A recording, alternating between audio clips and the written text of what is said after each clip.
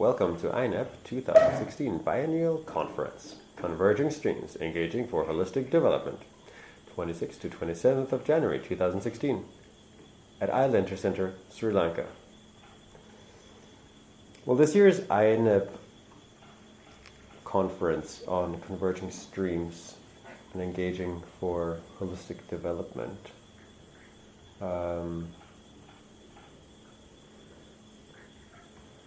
was the first time that it was actually organized by the young generation. And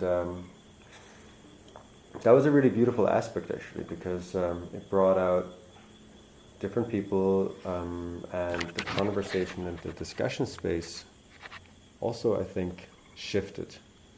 The theme of the first day was on structural violence, and we had a panel discussion with Joanna Macy, Yaya, and Anura Pereira. Now, what was fascinating actually was that Joanna Macy gave the example of Dr. Babasaheb Ambedkar in India to explain how what does it actually mean to address structural violence, and in summary it was essentially that the oppressed understand that it is not their fault, and that the privileged know that they are going to be held accountable for the injustice, even if they're unconscious of that injustice at that particular moment.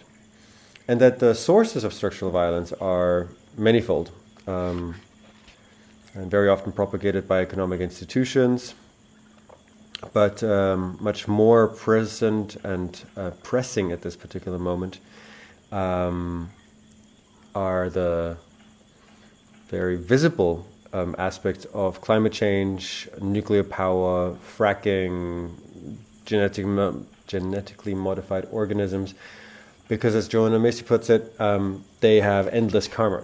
The damage that's being done by that is not going to be undone by anything.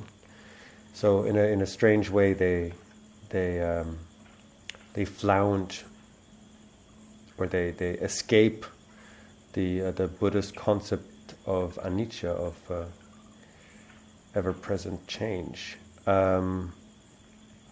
This talk was followed by Yaya, and what was fascinating there was that there was a perspective on psychology of peace and psychology of structural violence, and that there seems to be, at least in some papers, in some research, a clear preference for the in-group, which also shows, or that same research shows little care for the out-group. But most of this is an unconscious discrimination against the so-called other, as we sometimes say. Now, Yaya, being a Muslim, she took the opportunity to talk about Islam in a wonderful way, and clarified once and for all, I mean, most of us will be quite aware, that the Islam really stands for the blessing for the whole universe, and that it is not a faith that aims to propagate rights for only Muslims and try to suppress anything else, but rather that it is about the whole, the big, the everything. And then shared the work of Muhammadiyya, a growing and quite beautiful organization working against structural violence on three pillars, let's say: education, healthcare, and building up small and medium cooperatives. And lastly, we had Father Anura Pereira, who was sharing his thoughts around the hidden causes of structural violence, and that it's the contextual aspect that is so challenging, because it could be structural, it could be political, cultural, traditions have an aspect, and brought in this interesting thought of, well, you know, why do we get so upset when we see someone that's being killed by a gun, but at the same time we're not affected in the same way by, you know, death by malnutrition, for example. And typically, malnutrition is caused by structural violence. And then he shared a warning around weak states, as in nation states, which he defines as like when individual groups start to defend their own people, that means that the sense of security is lacking, and that will typically cause harm and violence. And in fact, that is part of what happened here in Sri Lanka, one part of the story. Now, on an institutional level, the structural violence manifests in Sri Lanka, for instance, in the permanent majority in Sri Lanka, or in the Sri Lankan government, where that means that without actually meaning to do harm, it does mean that the pro-minority legislation is lacking and left behind, because that is probably not the priority of the majority of the people in that government. So after this panel discussion, there was an open floor and actually a very beautiful conversation on many, many different levels. Too much to really summarize, but it all ended up in a World Cafe in the afternoon. And the World Cafe is, or INEB Cafe as it was branded in a way, is the idea of breaking up this bigger panel into, or this big plenum session, into smaller groups, because we feel more comfortable in smaller groups. We can have more intimate conversations, and we were guided through a number of rounds with different participants in small groups of 4 by various questions. But the question that really stuck with me was, what are the root causes of structural violence, and how could we uproot structural violence with our work in engaged Buddhism? The root causes that came up in my group were everything from the sort of obvious of greed and desire to the less obvious or for me at least less obvious of tribalism. Clearly here in Sri Lanka there's been a lot of talk and awareness around identity, and of course power struggle, and that's where we actually had an interesting little conversation around unhealthy hierarchy. Hierarchy seems to be a normal thing, but it can also can manifest in a very unhealthy way when it is fed by greed or anger. So all of these are root causes of structural violence. What is it that we could do about it? And well, blowing in fresh air from engaged Buddhism, some of the answers seem to be around participation, around shifting consciousness, but on a collective level, and having real dialogue, as some people would call it. It's actually already quite funny that you have to say real in front of dialogue, but we live in a time when we ask for dialogue and then we really essentially have a discussion. A discussion is not dialogue. At least for me, a dialogue means that you take time to listen and understand what your opposite is talking about, and to try to maybe put yourself into their shoes, and maybe even forget what it is that you wanted to say because you were listening so hard. And rather than coming with your preformed arguments, see what happens when you really engage with the arguments of the other side, or when the view of the other side. So it's much less a who's right and much more of a let's explore where this is going. Other aspects that might help uproot structural violence are wholesome education. We have a lot of education that is very unwholesome, that is fostering a culture of fear, a culture of competition, a culture of us and them. But we also see beautiful examples of new ways, or actually maybe very old ways, but different ways. And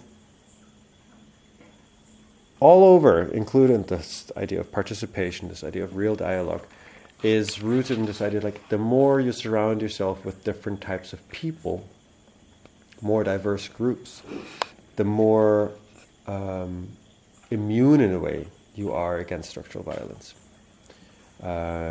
So as a recipe in a way, maybe one of the things that we took away from the first day was that if you have no idea where to start, then maybe a good start is to hang out with a more diverse group of people or interact with a group of more diverse people, and to make that as a conscious practice.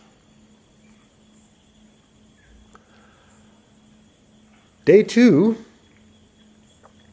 was under the banner of holistic development. And some of the key statements that came out of the panel in the morning was a reminder that, especially traditionally, Buddhism supports a community-based lifestyle, whether that's inside the monasteries with the monks or the bhikkhuni, or also just in a sort of small, more localized organization, let's say, of the population. And there was a fun question after the day before on structural violence, well, whether there might be, how is it that we could maybe install structural happiness? I mean, what would that look like? And an ensuing discussion on the Gross National Happiness Index or project in Bhutan. There was a healthy reminder that we cannot know it all. We can simply accept that nothing is complete or perfect, and that's actually just right, because it's all about a journey, and development is not about getting to a specific place, it's about continuous improvement. And a timely reminder that all religions have a connection to children, because these children are the reason for looking ahead and providing or looking after the environment. And they are the manifestation of the future in a way.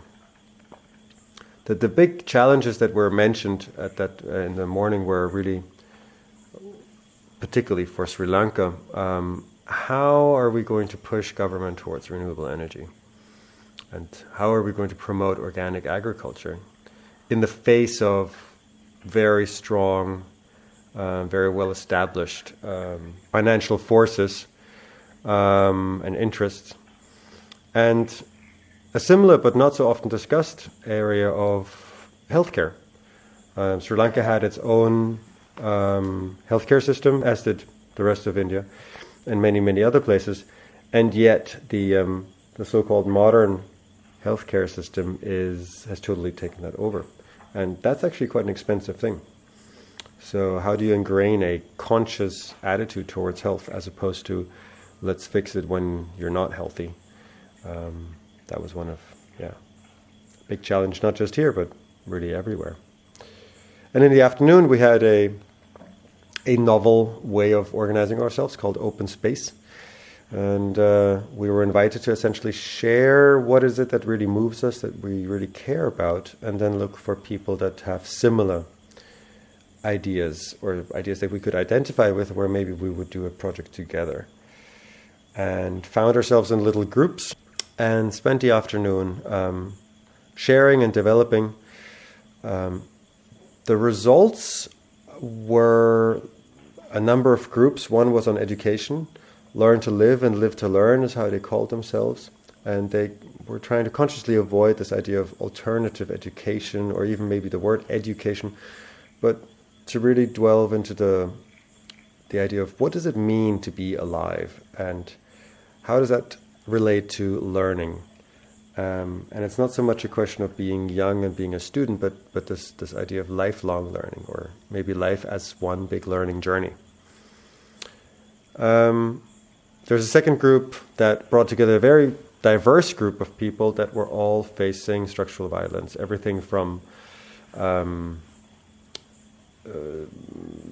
people from India in particular that are strongly affected by caste discrimination, to Buddhists that are minorities in certain areas of the world. And they were looking at, well, how are we going to communicate with an oppressor, because we're noticing that we are not doing so well with that.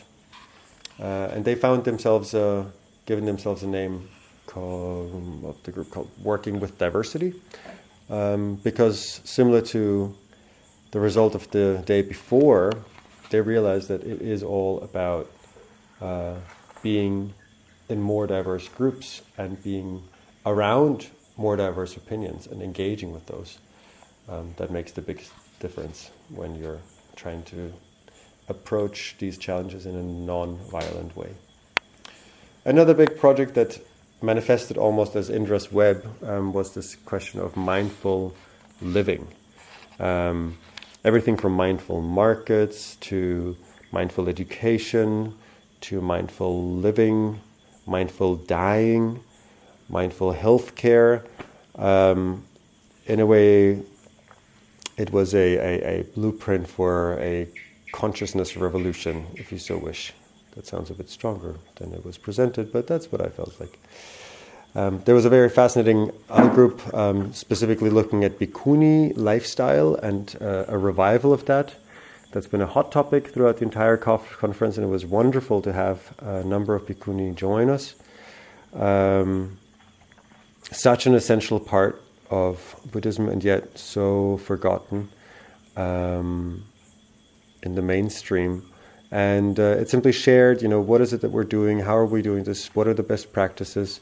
And extended a heartfelt, open invitation for anyone to really join and try it out and learn in some of the monasteries. And lastly, there was a business idea that was launched, connecting a recent discovery at Fukushima, where farmers are unable to grow any crop because it's not allowed to go onto the market, where they're too close to Fukushima and the radiation is too high. Now, it was found that rapeseed as a plant grows well and actually extracts nuclear radiation and keeps it in the stem and in the leaves, but the actual rapeseed seed is completely free of radioactivity, which is astonishing. It suggests that nature has a way to actually clean the one aspect that is going to propagate life. So based on this idea, we thought, well, you could take this seed and you could make oil, and this oil could be sold.